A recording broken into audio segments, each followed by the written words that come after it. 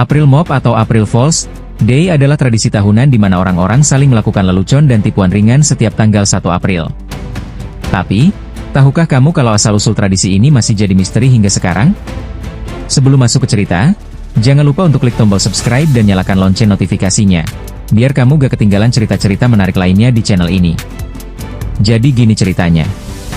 Salah satu teori yang paling populer berasal dari Prancis pada abad ke-16. Saat itu, Prancis beralih dari kalender Julian ke kalender Gregorian, yang memindahkan perayaan Tahun Baru dari akhir Maret ke 1 Januari.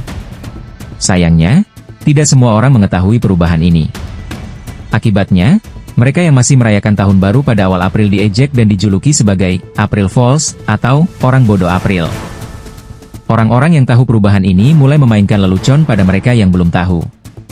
Salah satu tradisi yang muncul di Prancis adalah menempelkan gambar ikan kertas di punggung orang lain tanpa mereka sadari.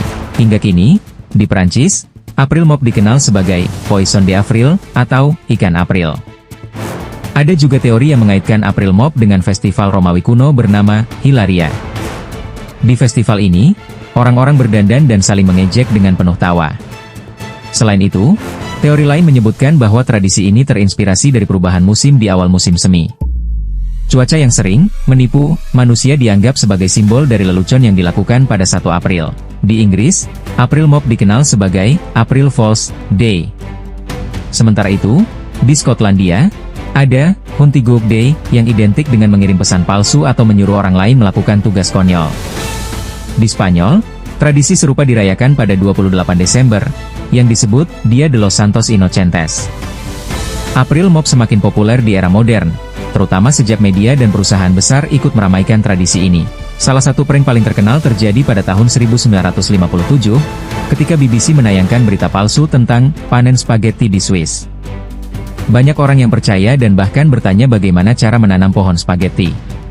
Selain itu, perusahaan teknologi seperti Google juga sering membuat lelucon kreatif setiap 1 April, seperti meluncurkan fitur palsu atau produk yang ternyata hanya prank belaka. Namun, meskipun identik dengan kesenangan, penting untuk tetap menjaga batasan.